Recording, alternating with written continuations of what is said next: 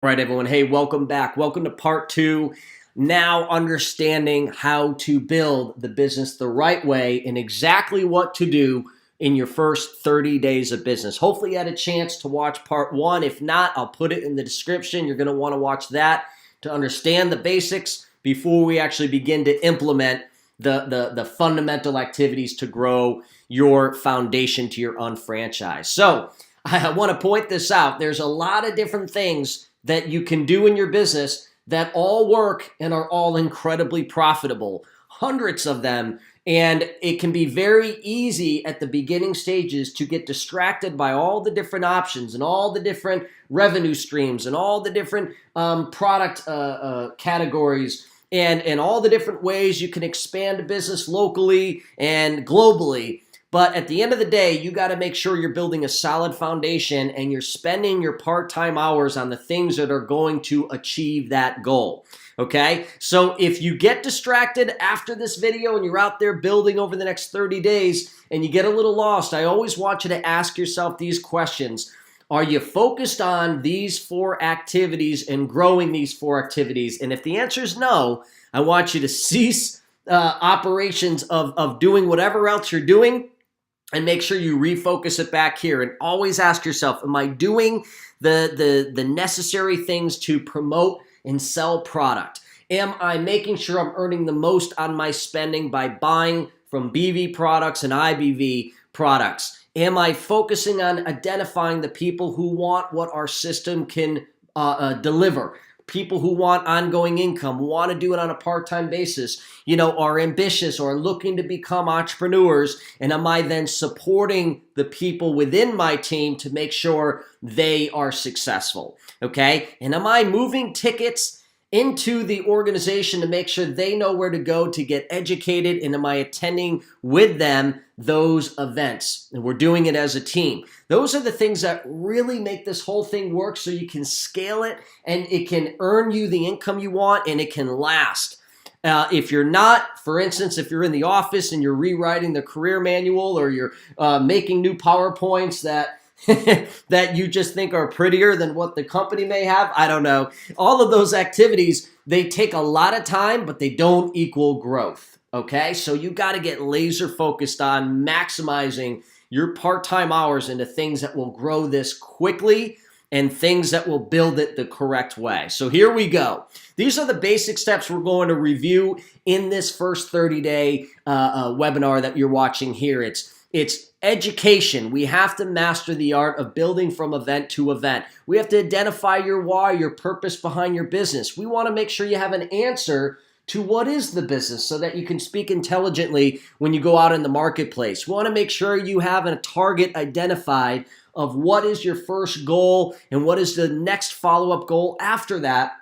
So you're building on purpose to a specific date and you're looking for a specific achievement by that date. If you don't know where you're going, you're probably not going to get there. We got to make sure you have a destination, okay, a target. Okay, then we're going to start with the networking process of moving through networks and expanding your existing network so that we have the ability to screen through lots of potential people and lots of potential referrals to then select the best people that you would want to go grow a company with.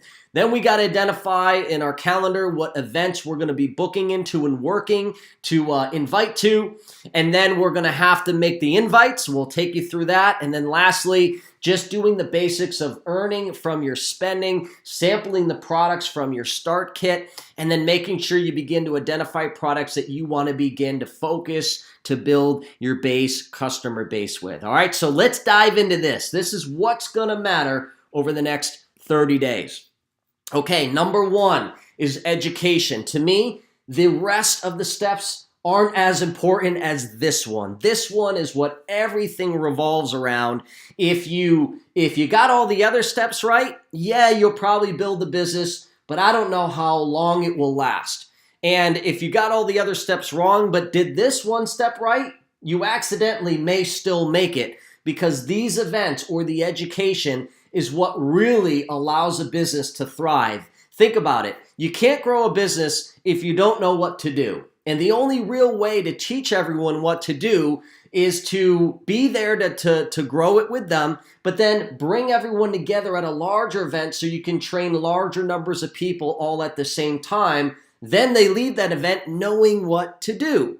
And then you duplicate that process. So it really is the backbone of your business, okay? You can't earn a degree if you don't go to college. You can't earn ongoing income and succeed here if you don't go to the training, right? That's the education. So here's how you're going to implement this in your first 30 days. First thing you need to identify is the next major event. Ideally, you're looking for a local seminar in your area, a regional convention, or you may be close now approaching to the large conferences that the company has twice a year, okay? I want you to get a ticket. Call your mentor, someone in the business, and say, I need a ticket to that event, or I need to know when the event is, and I need to grab a ticket to make sure I attend. I would tell you, if you're watching this on the recording, hit pause.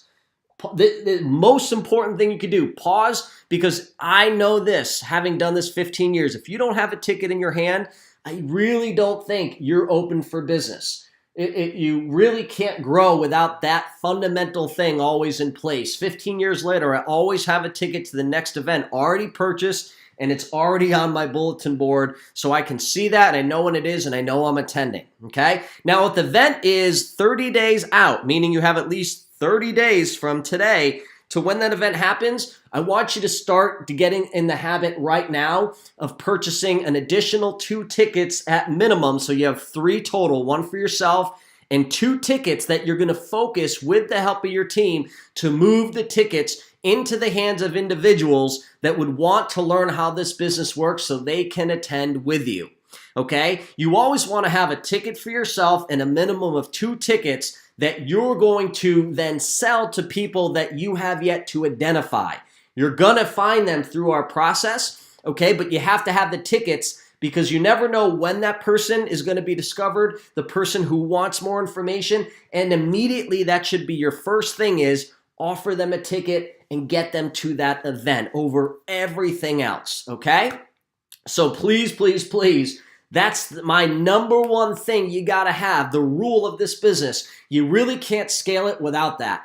Get a ticket right now, pause, get on the phone, ask for a ticket, and if it's 30 days out, actually order 3, 1 for yourself, because we're going to teach over the next 30 days how to identify and move the tickets to 2 new individuals so you attend that event with 2 of your team members, including yourself, okay? The other thing you want to do is look to see if there's any other trainings in your area that you can plug into. At the early stages of business, the best thing you can do is start learning as quickly as possible and surround yourself with successful people within your geographical location. Get to the events, as many as possible. Be a sponge. Be excited to learn more, okay? So plug those events in, identify them, and get tickets, and then duplicate that process with every new person that enters your business, okay? Next, I want you to identify your why, okay? I want you to write out why you are building a business, and it has to be a burning desire. A lot of people do the feel-good answers, you know, and they may be true why you're building. I want to help people. I want to start a nonprofit. I want to be home with my kids. But here's what it needs to be. At the end of a hard day, where all you want to do is go to bed and you don't want to do anything else, that in the back of your head you say, you know what, I can't. I got to put an hour in at least today because I can't let a day pass by without me making sure I'm doing something to stay on track to achieve my goals in the next 24 to 36 months with my UnFranchise. It has to be that burning desire that you would never want to skip a day towards achieving that end result that you have, that target, okay? So that's what it has to be. I want you to write it out. It's your purpose, it's your passion, it's your burning desire, and it becomes your discipline to make sure you always put in that effort on a part-time basis every week. My reason, and it was a long one, I mean, I really wrote it out. I realized at some point that my employer controlled my life, and there was a situation where for me, I needed to leave. And I remember there was an ultimatum. If you leave, you may not have a job. And what I remember that situation was, it was really an important thing for me to leave. It was a family member that potentially needed my help on an urgent level for a health reason. And I remember when I asked and that was the response, I remember thinking, oh my God, for a half a second, I thought, what should I do? What is the right thing to check on the family member that could be in a very bad health spot right now, or do I risk losing a job? And I need the money. And I remember at that point, I remember feeling just very defeated that I really sold my time for so little and I would never make that mistake again. And I knew it was going to take time, but I would never let a day pass by without me at least accomplishing what I need to do to make sure that in 2 to 3 years I would be free. I read that every day so that I never lost sight and I never skipped a day of building the business. That's what you want to develop, okay? So take the time. Again, pause it if you're doing this in a coring setting or it's something you're doing, watching this, pause it. Identify what your burning desire is. Why do you want residual income? Why do you want ongoing income? Why do you want to be an entrepreneur? Why are you going to sacrifice to build this type of business? Why are you going to put in all the time? Or if you don't know why, think about what would happen if you don't build residual income. Maybe that'll help you identify your why. Okay, next. We got to make sure you have a solid answer to what is it and you can speak intelligently about the business. We're not out there to recruit. We're out there to identify possibilities and expand our network and expose products and services when the time makes sense, but also to develop people who can find you because they get referred out. And the only way to find the best people at the right time and find the right customers is you got to grow your network, okay? And the only way to start that is you got to be able to talk intelligently about the business. So let's just give you the basics of this, and it's enough to get your business going. You don't really need anything more complicated other than, okay, what do I do when I'm out there talking to people? Okay, I want you to learn this first phrase. Anytime you're in chit chat, you're at the job or anything you're doing, and the business or something comes up where someone goes, say, how are you doing? You're at a cookout. Hey, Ryan, what you been up to? You always typically say what you do for work, don't you? Right? If it's out and about and you're doing chit chat, right? It's always, well, yeah, I'm still teaching. Yeah, things are good. Whatever your profession is, obviously outside of your workplace, if you're having these conversations, is you're going to say your profession, but then you're going to make sure people know that you're building a business. And you can decide how you can say that, but you need to write it out and practice it. So here's a couple examples. Yeah, I'm still teaching music, but I'm really excited because I just launched and I'm building an unfranchised business. I'm still teaching, but oh my God, I've been researching starting a business. I finally found an incredible system and I just launched my first online business. Still a teacher, but beyond excited. After years of research, I found the perfect business and I just launched a shop.com business. Whatever you want to say, that you say it to just let people know you're building a company. You're building something outside of what they already know you for, what you normally do. And that usually allows the question to come up if they want to have that dialogue. And if not, don't try to explain it. But 9 out of 10 times they're going to say, what is that? What is that shop.com? What is that UnFranchise? What's that online business? What's that shopping annuity company? What are you talking about?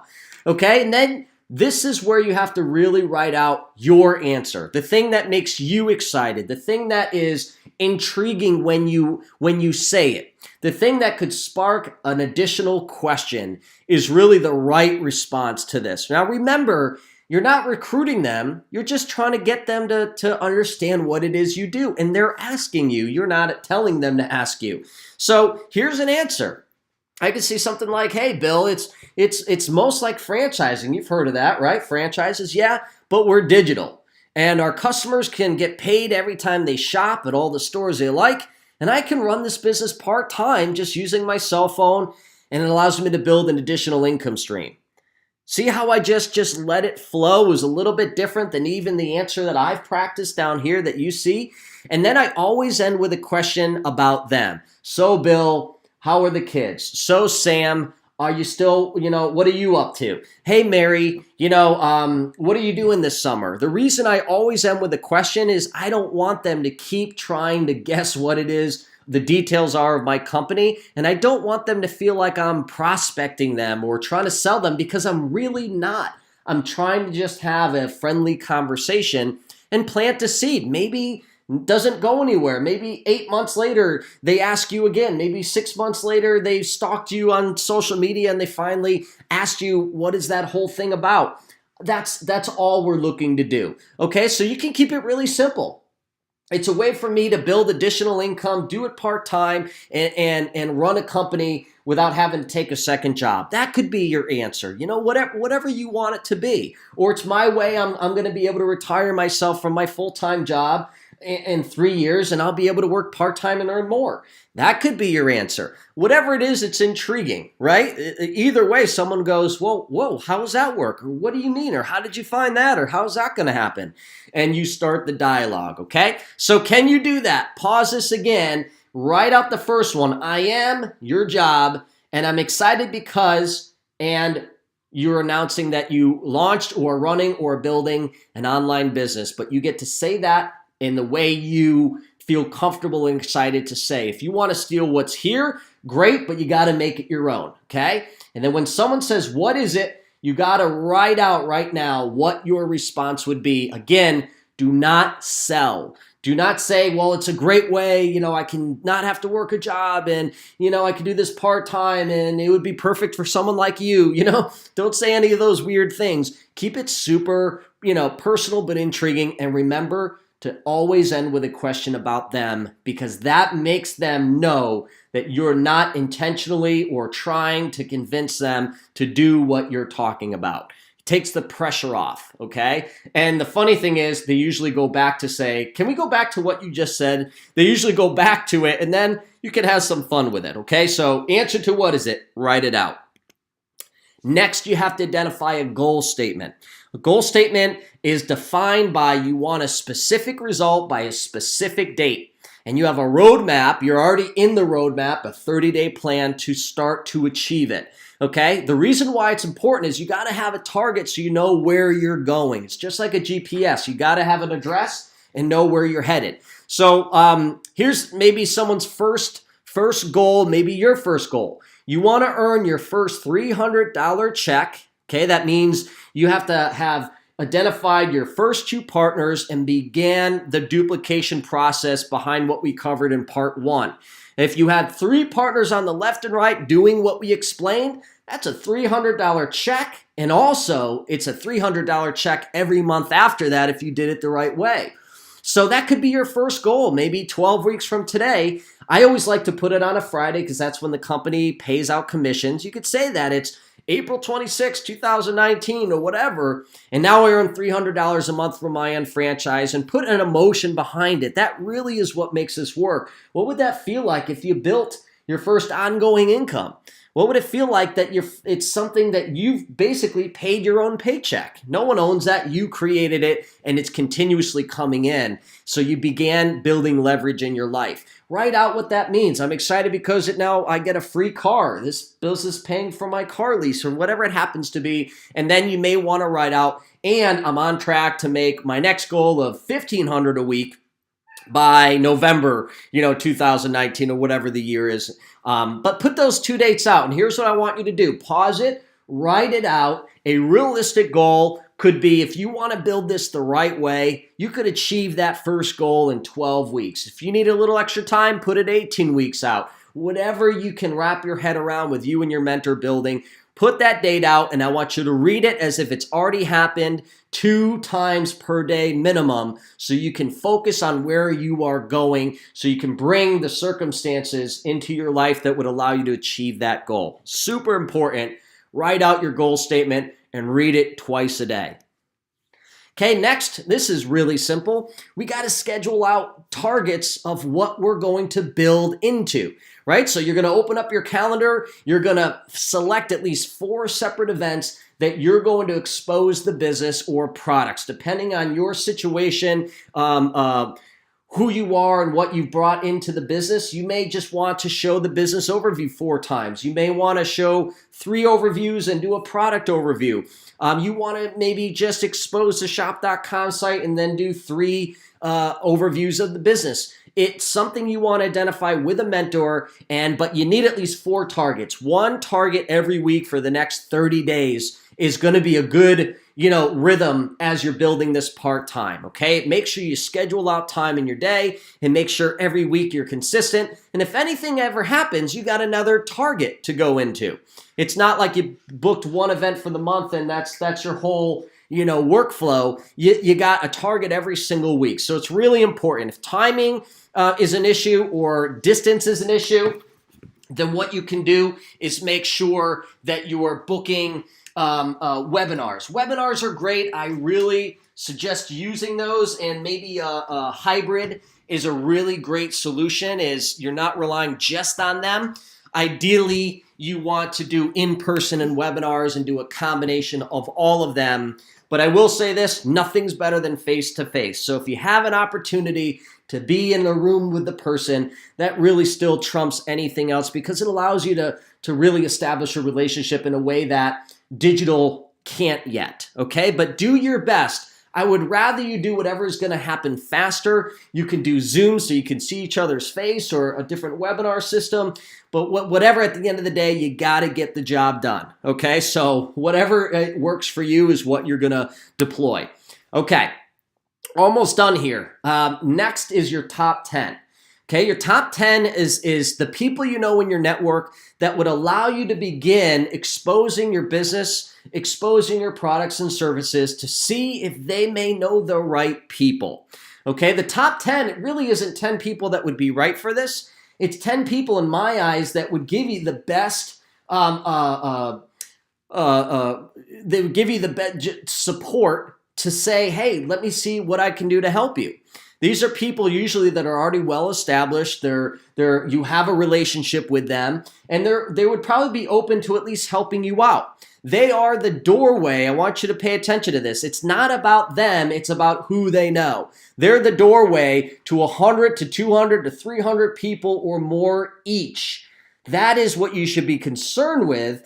And you won't have access to that network unless they have a chance to see what it is you do, have a chance to ask questions, and have a chance to form an opinion about what it is that you're building, to see if they can help connect you to the right individuals. Sometimes they become interested, and that's okay too. But we want the goal is, can we get them to at least evaluate what it is we're looking to build and see where they might be able to help. That really is the top 10. So you have to have a list of those 10. You should put descriptions of those 10, and then you're going to talk about approaches with your mentor, and together make the approaches and book the appointments, okay?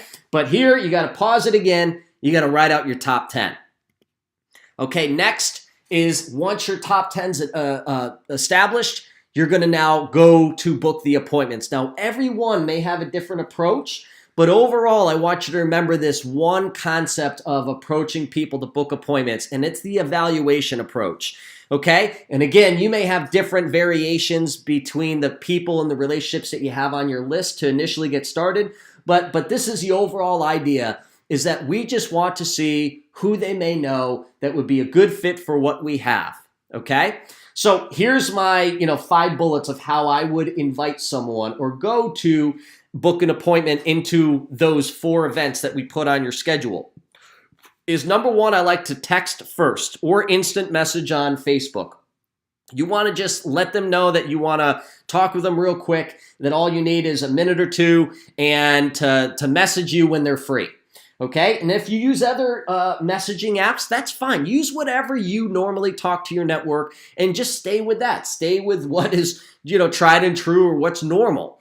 Okay, now you can choose when they say they're available to get on a phone call if that's what you do, or continue it on a text or a messaging app. Whatever's, again, comfortable for you, that's what you do. Just make sure they're actually there and they can have a conversation. Never mass message and never send an email or anything that is you don't know if they're reading it or will read it, okay? It should be a conversation.